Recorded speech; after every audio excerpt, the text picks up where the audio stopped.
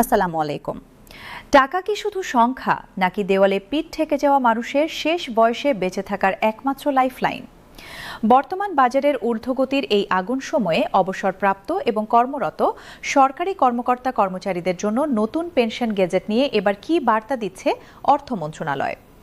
দীর্ঘ প্রতীক্ষা আর ক্ষোভের পর অবশেষে আলোর মুখ দেখতে যাচ্ছে নতুন পেনশন গেজেটের চূড়ান্ত প্রজ্ঞাপন। আজ আমরা ব্যবচ্ছেদ করব এই নতুন গেজেটের প্রতিটি পাতা এবং দেখব নতুন পেনশন বিধিমালাকে ঘিরে কিভাবে বদলে যাচ্ছে লাখ লাখ মানুষের ভবিষ্যতের হিসাব। আমাদের দেশে চাকরি জীবন শেষে একজন মানুষ যখন এক চিলতে শান্তির খোঁজ করেন, বার্ধক্যের সেই শেষ বয়সে এসে তাকে চরম আমলাতান্ত্রিক যুদ্ধের মুখোমুখি হতে হয়।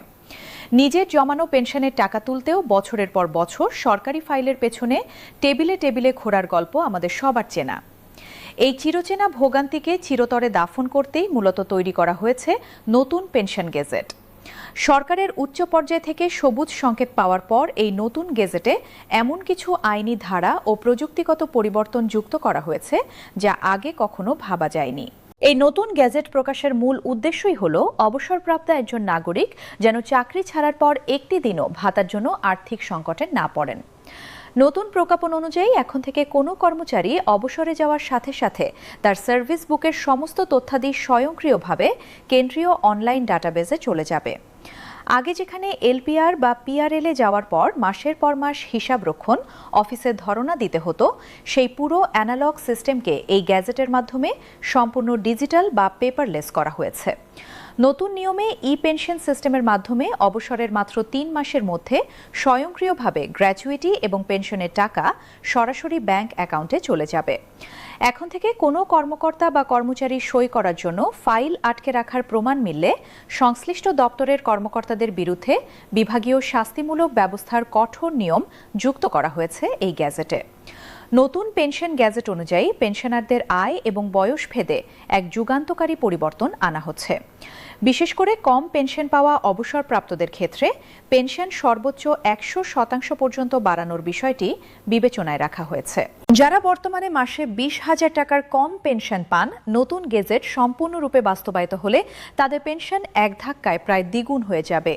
যাদের পেনশন ২০,০০০ থেকে ৪০,০০০ টাকার মধ্যে তাদের জন্য ৭৫% এবং ৪০,০০০ টাকার ওপরের পেনশনারদের জন্য ৫৫% বৃদ্ধির সুপারিশ রয়েছে। সবচেয়ে মানবিক পরিবর্তনটি করা হয়েছে চিকিৎসা ভাতায়।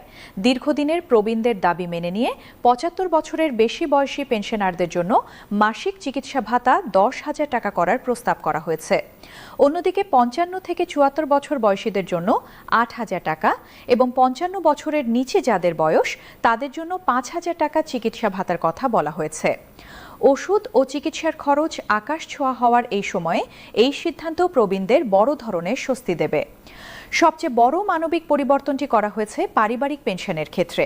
কোনো পেনশনার যদি দুর্ভাগ্যবশত মারা যান, তবে তার নমিনি বা নির্ভরশীল স্ত্রী সন্তানেরা যাতে দ্রুততম সময়ে পেনশন পান, তার প্রক্রিয়াটি অনেক সহজ করা হয়েছে।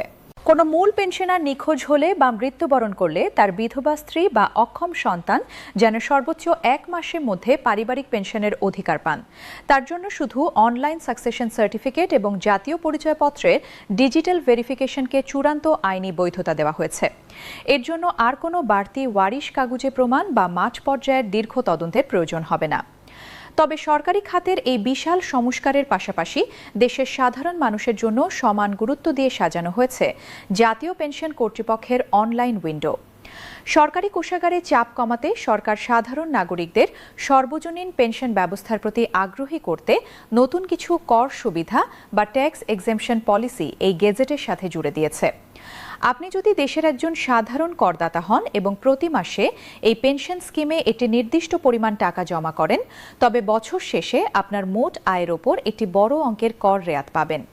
অর্থাৎ একদিকে আপনার ভবিষ্যৎ সঞ্চয় হচ্ছে, অন্যদিকে বর্তমানে ট্যাক্সের টাকা সাশ্রয় হচ্ছে। একই সাথে সর্বজনীন পেনশন স্কিমে আনা হয়েছে কিছু বড় পরিবর্তন। এখন থেকে পেনশনযোগ্য বয়সে পৌঁছানোর পর আজীবন পেনশনের পাশাপাশি জমাকৃত তহবিলের সর্বোচ্চ ৩০% পর্যন্ত এককালীন তুলে নেওয়ার সুযোগ থাকছে। পাশাপাশি আপৎকালীন প্রয়োজনে নিজের জমানো অ্যাকাউন্টের বিপরীতে সহজ শর্তে ঋণ নেওয়ার বিধানও এই নতুন নীতিমালায় যুক্ত করা হয়েছে।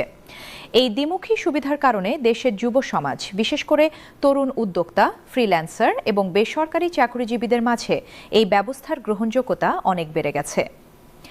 একটি রাষ্ট্র কতটা আধুনিক ও মানবিক তা পরিমাপ করা হয় সেই রাষ্ট্রের প্রবীণ নাগরিকরা কতটা শান্তিতে ও সম্মানের সাথে তাদের শেষ জীবন পার করছেন তা দেখে। নতুন পেনশন গেজেট প্রকাশ কেবল একটি আইনি দলিল নয়, এটি বাংলাদেশের আমলাতান্ত্রিক জটিলতার বেড়াজাল ভেঙে একটি সম্পূর্ণ স্বচ্ছ ও জবাবদিহিমূলক প্রশাসনিক ব্যবস্থা গড়ার প্রথম বড় পদক্ষেপ। পুরনো ব্যবস্থার অবসান ঘটিয়ে এই নতুন ডিজিটাল গেজেট লাখ লাখ মানুষের জীবনে স্বস্তি ফিরিয়ে আনবে এবং শেষ বয়সে মাথা উঁচু করে বাঁচার আসল চাবিকাঠি হিসেবে কাজ করবে।